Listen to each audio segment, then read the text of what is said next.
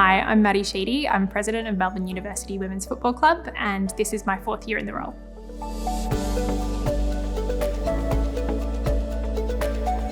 So the TAC Club Rewards program is an AFL Victoria and TAC partnership promoting road safety and the valuable message around ensuring that people can get to and from sport safely, but also be safe in their general life around traffic safety and awareness. Jenny, our former sponsorship coordinator, found the program in 2021 and we decided that that would be our first year of participating, and we've been part of it for the past 2 years.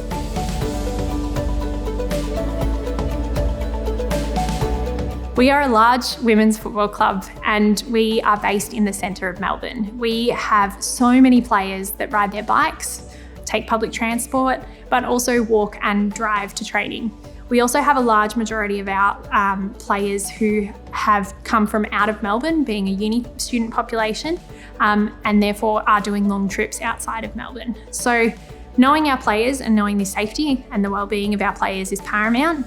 The TAC road safety message is really important for our club in ensuring that we have our players here and that they get to training safely. We recognise that road safety is not just about the vehicles on the road and the people driving them, it's also about our bike riders and our pedestrians, and that's something we really try to highlight through our program.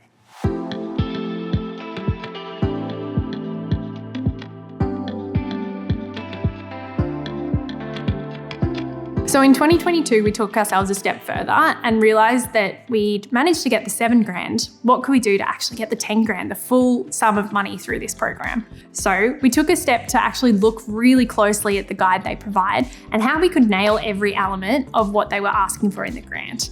It made it so easy to achieve that when they're providing you the messaging they want on social media. They're providing you tips and tricks on how to actually get the grant. They're not trying to make it challenging. They're trying to support you every step of the way to get the grant and get the maximum value out of what you're delivering in the community. And we know it's not all about money, but the best thing you can do is spread the message the way the business wants you to spread the message so that you can get the full amount of the grant.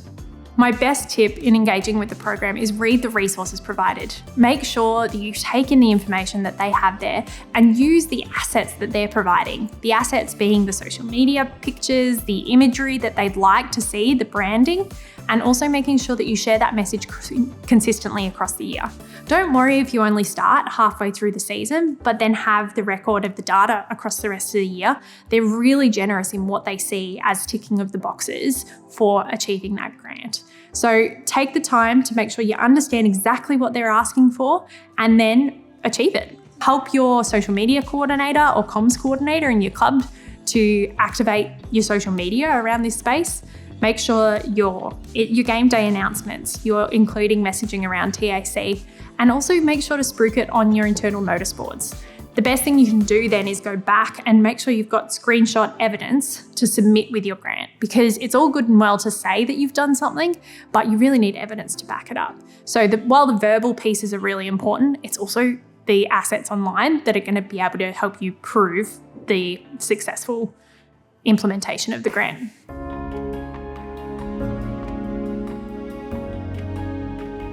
So in 2022, we formed our first advisory committee, which saw us be able to develop our mental health, First Nations and Pride strategies and deliver on policy and advocacy within all of these spaces.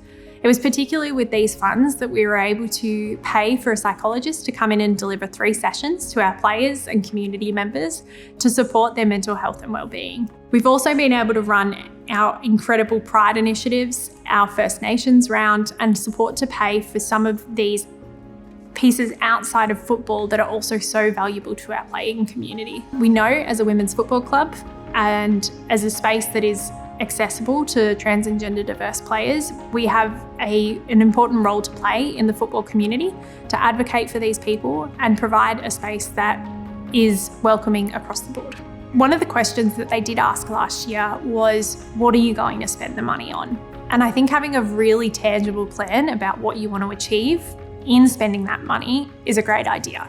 So whether it's an inclusion initiative, a mental health initiative, or something else that's really important and valuable to your club, being able to articulate that when you're completing your grant application is so important. And having the documentation perhaps to back up the evidence that you're going to be able to achieve it means you might be ahead of the game already.